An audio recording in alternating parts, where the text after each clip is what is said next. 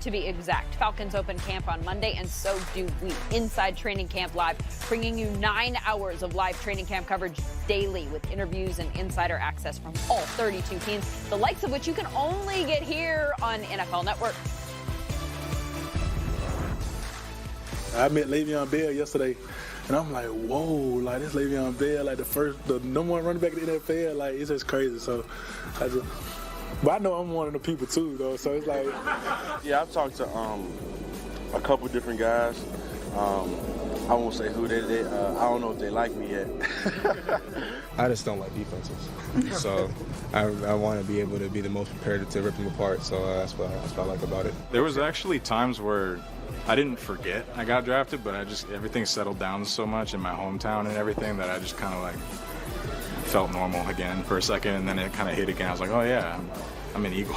Are you friends with Zion by any chance? A little bit. I've gotten to know him a little bit. So. Have you talked to him since being drafted? Maybe him coming up to New York to join you? Yeah, we talked a little bit about that actually this week. That'd be a cool deal. Not a lot of people wear 41 in my position, and make it look good. We were going to a charity thing on a bus to one of the hospitals, and I was fortunate enough to sit next to Caleb, and Caleb is a hilarious human being. Oh, wow, look at that nerd. Look at that ugly nerd. He's down. Oh, is he over there? Damn it. No, Chris is an awesome guy, man. He's an awesome friend, and I'm lucky I'm here with him. I've never had a car before, so that'd be nice to have. But at the same time, I was talking to Mac Hollins, and he was like, dude, if you could just save some money, live up the street, ride a bike, that'd be nice too. So I might end up doing that. That's what I did at Stanford. How much do you miss baseball? Next question.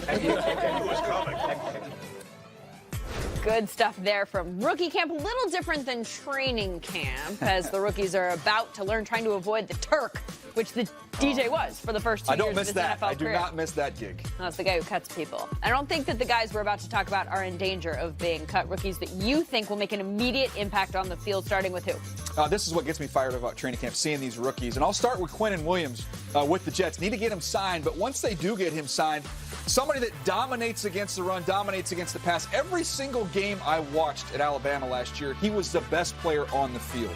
So to get him in there with Greg Williams, who knows what to do at that position, when you think about Aaron Donald, Albert Haynesworth, he's going to go off. How about an offensive guy? Because I'm a fantasy person, so maybe give me somebody that I might want to keep in the back of my mind. But everybody's going to debate all year long, what does John Gruden think about Derek Carr? You will not be debating what he thinks of Josh Jacobs, his rookie running back, Lindsay, because he's going to get the ball early, and he's going to get it often. You're going to see him put the ball in his belly a bunch, and you're going to see him in the passing game. Raider fans will remember what Charlie Garner did in this offense. You're going to see Josh Jacobs do similar things this year. Gonna be a tight end? No, he's going to be flexed out. Oh, you want a tight end? Yeah, I can give you a tight end. TJ Hawkinson from the Lions. Look, he's the best blocking tight end I've ever evaluated. What? The best. And so you look at him right now, just putting people on the ground. And, sorry, Red, I know that's Indiana. It's not technically a Division I team, but he did it against everybody else that he played against. And so he's going to help the run game. And then down in the red zone, third down, he's going to help you in the pass game. He'll have an immediate impact. That was a shot at Rhett Lewis. Yeah, Rhett Lewis played football at Indiana. They do have a football team. I know you're thinking, do they really? Yeah, they do. Yeah. Okay. Back on the defensive side of the ball. Give me another name there. Sure. How about pressure?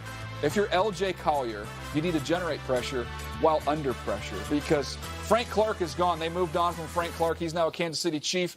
Frank Clark, one of the top 5 defensive ends in football. LJ Collier comes in out of TCU. He's got to produce right now on a playoff team.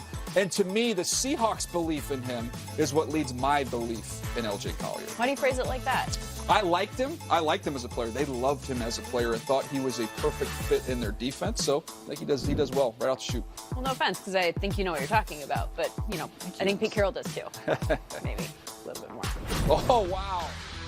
The foundation of an offensive lineman. Tough, smart, and the ability to recover. Great players have good feet and quick feet. You really have to be one of the smartest guys in the huddle. Let's bring it. Go out there and do what we do best. Play physical. All right, be the smart team. But, man, if you can't pass protect, Buck, you can't play. I want to see him finish somebody. Can you get to the quarterback, and can you protect yours? There's no question. Walter Jones is the best that I think that ever played. The 2 best offensive linemen are Willie Anderson and Andrew Whitman. You're not going to be a tackle in the NFL if you can't move your feet and if you can't change direction. Said he's the best run blocker I've ever evaluated. I'm not talking just guard. I'm saying offensive lineman, period. A mirror image is defined as a reflected duplication of an object, appearing almost identical but in the opposite direction. What?